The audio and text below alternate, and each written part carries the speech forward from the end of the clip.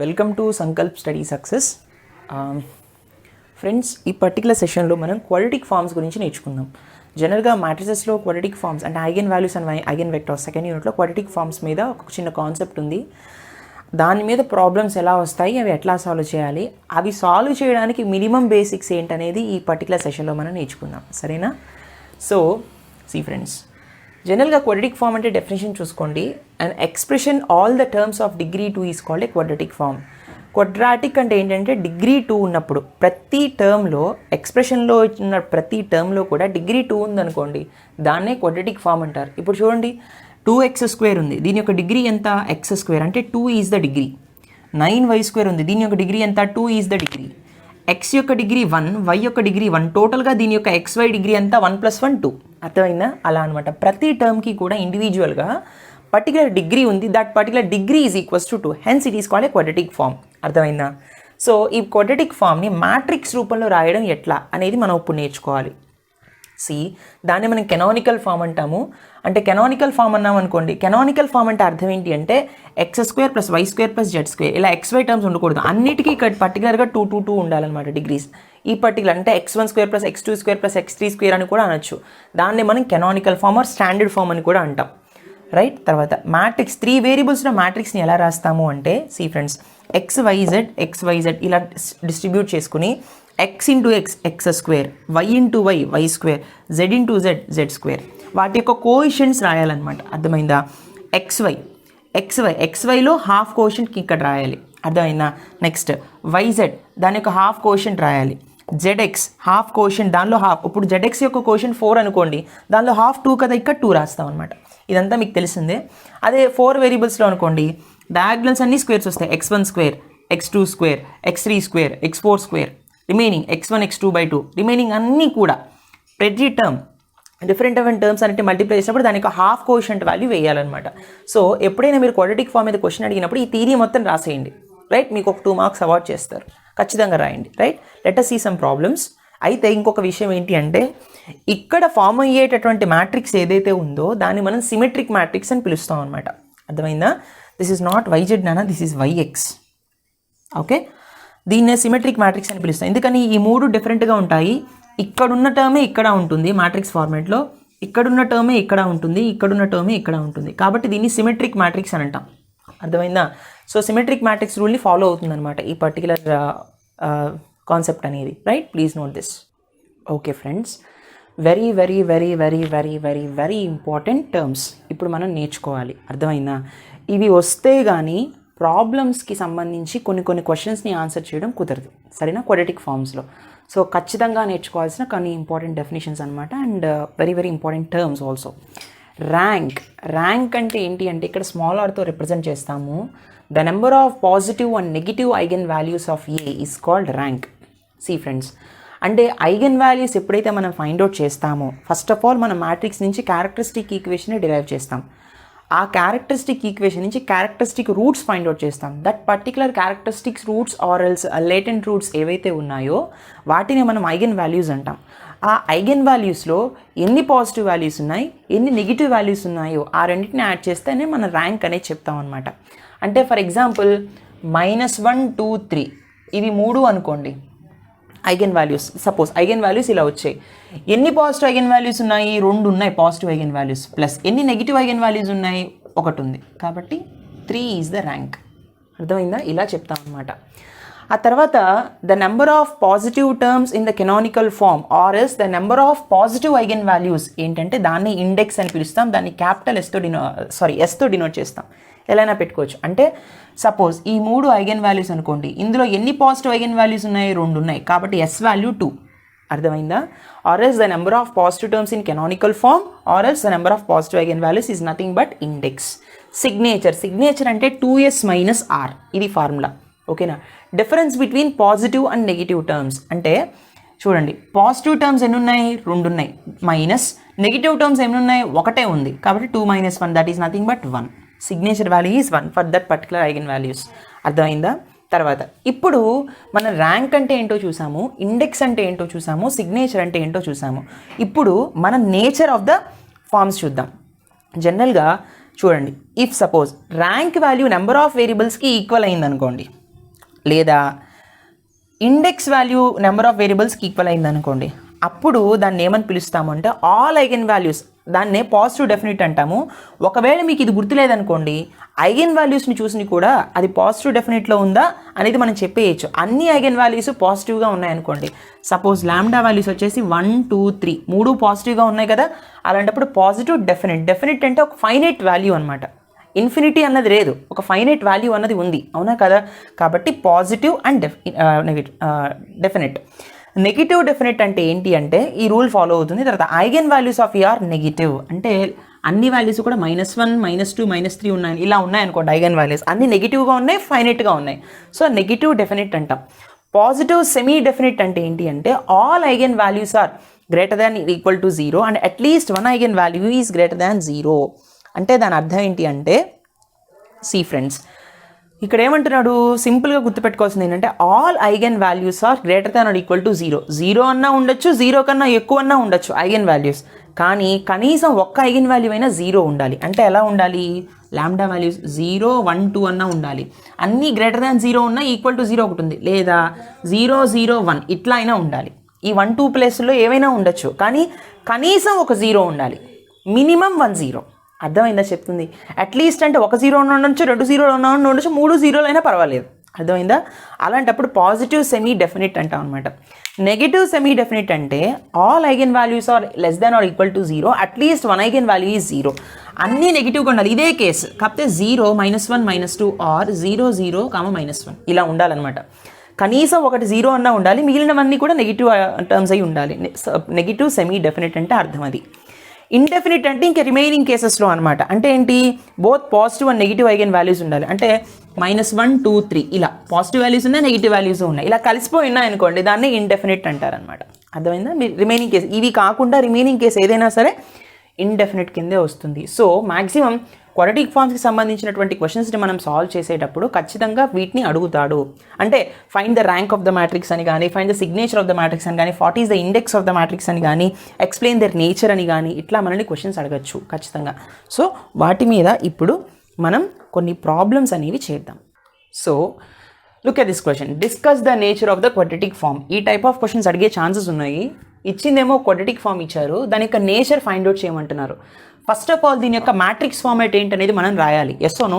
కాబట్టి దీని యొక్క మ్యాట్రిక్స్ ఫామ్ ఏమవుతుంది, x², ఇదంతా ఇచ్చారు. ఫస్ట్ మనం గివెన్ క్వాడ్రాటిక్ ఫామ్ ఏంటనేది ముందు మనం మెన్షన్ చేద్దాం. So the given quadratic form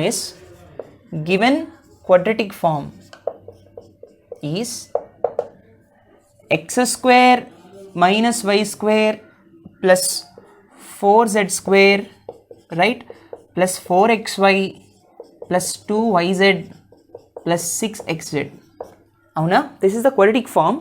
అయితే దీని నుంచి మ్యాట్రిక్స్ ఫార్మేట్ ఎలా రాస్తాము అంటే, XYZలో ఇచ్చాడు కదా మ్యాట్రిక్స్ ఫామ్, దీని యొక్క కోఎఫిషియంట్స్ రాద్దాం ముందు matrix ఫార్మేట్లో.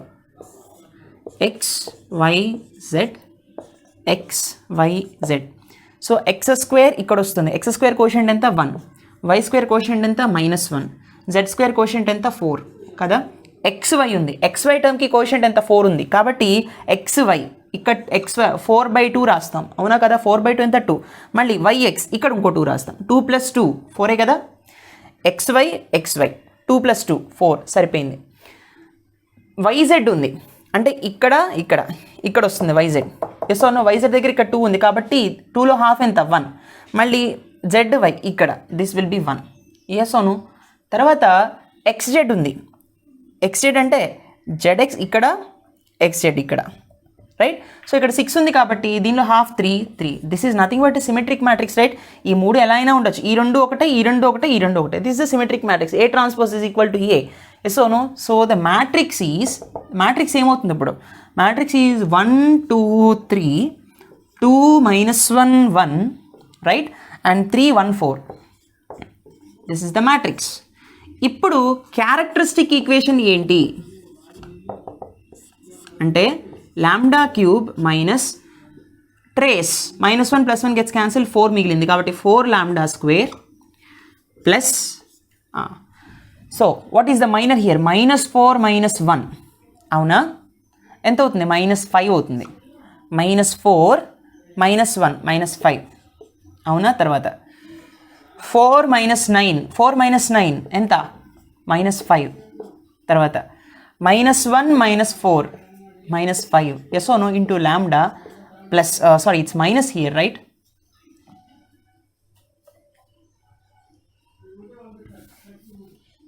So what is the determinant, Nana? The determinant is 1 into -4 - 1 -2 into 8 - 3 -2 into 8 - 3 plus 3 into minus sorry, it's 2 here, 2 plus 3, yes or no? So -5 -2 into 5 plus 3 into 5, right? So -5 -2 into 5 is -10 plus 15, -15 plus 15 is 0. So the determinant value is 0. So ఇప్పుడు characteristic equation ఏమవుతుందన్నా, lambda cube మనకి ఏమొస్తుంది, lambda cube -4 lambda square -15 lambda equal to 0, అవునా కదా? So ఇప్పుడు lambda common తీసామనుకోండి, lambda square -4 lambda -15 equal to 0. Lambda equal to 0 అన్నది ఒక రూట్. ఇప్పుడు దీన్ని మనం సాల్వ్ చేయాలి. Lambda square -4 lambda -15 equal to 0. So మనం -b + r - √b² - 4ac/2a అన్న ఫార్ములా వాడదాం. సో లాంబ్డా ఈక్వల్ టు ఏమొస్తుంది, -b అంటే -4 + r - -b + r - √b² అంటే 16, -4 whole square is 16 -4 into a into c divided by 2a, 2 into 1 కదా. So this is 4 + r - √16 + 60, 15 4s are 60, 60 + 16 divided by 2, 4 + r - √76 divided by 2, అవునా కదా? So √76 ఉంది. 76ని మనం ఎలా రాయొచ్చు అంటే, how can I right this? So 9 5s are 45, 9 6 54, 6 9 63, 6 9 72, right or not? 6 9 54, 19 4s, √4 into 19 divided by 2. So 4 + r - 2√19 divided by 2. What I will be getting? 2 + r - √19 వస్తుంది. 2 cancel అయిపోయి. So what are the required values? Lambda values ఏమొచ్చాయి మనకి? 0 వచ్చింది. 2 + r - √19 అంటే 2 + √19 ఒకటి, 2 - √19 ఒకటి. ఇది మనం పాజిటివ్ డెఫినెట్ అవుతుందా, నెగిటివ్ డెఫినెట్ అవుతుందా, సెమీ డెఫినెట్స్ అవుతాయా, అవి ఏమీ అవ్వవు. ఇది it comes under different case, అంటే ఇండెఫినెట్ కేస్ అవుతుంది, అంతే కదా. In all other different cases ఇలా వస్తాయి. ఇక్కడ ఎక్కడన్నా సర్ట్స్ వచ్చాయా పాజిటివ్ దానిలో కానీ, నెగిటివ్ దానిలో కానీ, సెమీ డెఫినెట్స్ ఇండెఫినెట్లో కానీ, ఇండెఫినెట్లో మాత్రమే ఇలాంటివి వస్తాయి. సో ఇక్కడ మనకి సర్ట్స్ వచ్చాయి, 0 వచ్చింది. This comes under indefinite. So the nature of this particular quadratic form is indefinite quadratic form. ఈ విధంగా మనం ఆన్సర్ చేయాల్సి ఉంటుంది. అర్థమైందా? This is a very very very important question, please note this. ఇంకో క్వశ్చన్ సాల్వ్ చేద్దాం నాన్న. Discuss the nature of the quadratic form 2x² + 2y² + 2z² + 2yz, right or not? So given quadratic form ఇది. దీని యొక్క matrix format ఏంటి అనేది మనం చూడాలి, అంతే కదా. సో మ్యాట్రిక్స్ ఫార్మాట్ రాద్దాము. xyz xyz కదా. So xx² 2, y² this is also 2, z² this is also 2. కేవలం yz మాత్రమే ఉంది, అంటే yz కదా, ఇక్కడ వస్తుంది. So this value becomes 1, yz ఇక్కడ వస్తుంది, this value becomes 1. Remaining all zeros కదా, రిమైనింగ్ ఏ టర్మ్స్ లేవు, remaining all zeros. So what is the matrix ఇప్పుడు? The matrix is 2 0 0 0 2 1 0 1 2. This is the matrix. What is the characteristic equation? Characteristic equation ఏమవుతుంది? Third order కాబట్టి lambda క్యూబ్తో start అవుతుంది. Minus trace ఎంత? 2 3 6, 6 lambda square plus 2 తీసేసినప్పుడు 4 - 1, 4 - 1 is 3 plus 2 తీసేసినప్పుడు 2 2s 4, 4 - 0 is 4 plus ఇది తీసేసినప్పుడు 4 - 0 ఈస్ 4 ఇంటూ లాంబ్డా మైనస్. ఇప్పుడు what is the value of this determinant? So 2 into ఇదన్నీ జీరోస్ కాబట్టి 2 into 2 2s 4, 4 - 1 that is nothing but 3. Yes or no? 2 3 6 equal to 0. Yes or no? So lambda cube minus 6 lambda square 8 + 3 is 11 minus 6 equal to 0. So ఇప్పుడు చూడండి నాన్న, ఇక్కడ 1 substitute చేసామనుకోండి, 1 minus 6 minus 6 minus 6 is -12, 1 + 11 is 12, 12 - 12 0. కాబట్టి lambda equal to 1 is one of the eigen value by using trial and error method. కాబట్టి ఎప్పుడైతే 1 అని మనకి తెలిసిపోయిందో హార్నర్ మెథడ్ యూజ్ చేసి చేద్దాం. సో 1 మైనస్ 6 తర్వాత 1 అనేది మనకు తెలిసిపోయింది కాబట్టి 1 మైనస్ 6 11 మైనస్ 6 కదా, 11 minus 6. Yes or no? So this is 0, 1 here, 1 1's 1, minus 5, it's minus 5, this is 6, 1 6 6, this is 0. So lambda square minus 5 lambda plus 6 equal to 0. What I will be getting? Lambda square minus 3 lambda minus 2 lambda plus 6 equal to 0. Lambda common తీస్తే lambda minus 3 minus 2 common తీస్తే lambda minus 3 equals to 0. Lambda minus 3 common తీసినప్పుడు lambda minus 2 వస్తుంది, which is equals to 0. Lambda equals to 2, 3. So what are the eigen values? Lambda equal to here 1, 2, 3. అన్ని positives వచ్చాయి కాబట్టి positive definite. Positive definite is the nature of the particular quadratic form. ఈ విధంగా చెప్తాం అనమాట. అయితే ఇంకొక లాజిక్ ఏంటి అంటే మీకు ఫ్రెండ్స్, ఇక్కడ ఒక మంచి లాజిక్ చెప్తాను, జాగ్రత్తగా వినండి.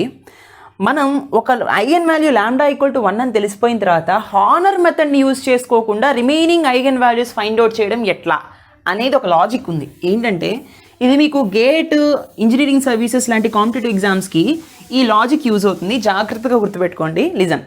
According to the properties of eigen values we can obtain other two. ఏంటంటే ట్రయల్ అండ్ ఎర్రర్ మెథడ్ నుంచి లాంబ్డా ఈక్వల్స్ టు 1 అనేది మనం ఒబ్టైన్ చేసాం.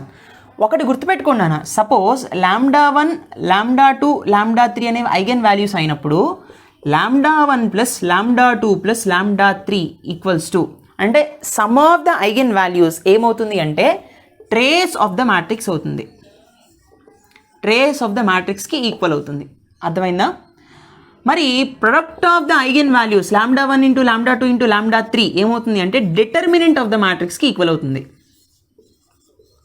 ఇది ప్రాపర్టీ నాన్న. ఆల్రెడీ మనకి ఒక ఐగన్ వాల్యూ ఏంటనేది తెలిసిపోయింది. ఒక eigen value is equals to 1. అవునా? అంటే 1 plus lambda 2 plus lambda 3 equals to trace of the matrix. Matrix యొక్క ట్రేస్ ఎంత? 2 + 2 + 2. డయాగ్నల్ ఎలిమెంట్స్ సమ్ చేస్తేనే కదా ట్రేస్ అంటే. 2 + 2 ఈజ్ 4, 4 + 2 ఈజ్ 6 కదా. దీని నుంచి మనం ఏం రాయొచ్చు? Lambda 2 plus lambda 3 equal to 6 - 1 is nothing but 5 ఏనా? ఇది ఒక equation. Product of the eigen values lambda 1, already lambda 1 అంటే 1 అని తెలిసిపోయింది కాబట్టి లాంబ్డా 2 ఇంటూ లాంబ్డా 3 వాల్యూ ఎంత అవుతుంది? 1 into lambda 2 into lambda 2 is lambda 2 into lambda 3 is this one only. So lambda 2 into lambda 3 is nothing but determinant. Determinant ఎంత వచ్చింది? దీనికి 6 వచ్చింది. Yes or no? This value is equal to 6. అంటే రెండు నెంబర్స్ని multiply చేస్తున్నప్పుడు 6 రావాలి, అదే రెండు నెంబర్స్ని యాడ్ చేస్తున్నప్పుడు 5 రావాలి. అంటే 2 3s are 6, 2 + 3 = 5. సరిపోతుందా? Exactly right. ఇంకా వేరే ఏ నెంబర్స్కి ఇది పాసిబుల్ కాదు. కావాలంటే మీరు lambda 2 minus lambda 3 whole square చేసి దీ వాల్యూని ఒబ్టైన్ చేయండి, రెండింటిని సాల్వ్ చేయండి, లాంబ్డా 2 లాంబ్డా 3 వస్తాయి. కానీ by pure guess we can say that 2 + 3 = 5, 2 × 3 = 6. వేరే నెంబర్ పాసిబుల్ కాదు. మీరు కావాలంటే -2 ఇంటూ -3 చేసినప్పుడు 6 వస్తుంది, కానీ -2 ప్లస్ -3 చేసినప్పుడు మనకి -5 వస్తుంది, కానీ 5 రాదు. ఎస్ అవును? కాబట్టి 2 and 3 are the only eigen value. So lambda 1 = 1, lambda 2 = 2, lambda 3 = 3. అర్థమైందా? ఈ విధంగా ఫైండ్ అవుట్ చేస్తాం. This is a very very important property on eigen values. అర్థమైందా? ఈ ప్రాపర్టీని యూజ్ చేసి కూడా ట్రయల్ అండ్ ఎర్రర్ మెథడ్ నుంచి ఒక ఐగన్ వాల్యూని ఒబ్టైన్ చేస్తాం. రిమైనింగ్ 2 ఐగన్ వాల్యూస్ ఈ ప్రాపర్టీస్ని యూజ్ చేసేయచ్చు. అర్థమైందా? I hope you understand this lecture. If you like this lecture, please do subscription, please do like, comment and share. Don't forget to subscribe. Thank you so much for watching. See you in the next session. Take care. Bye.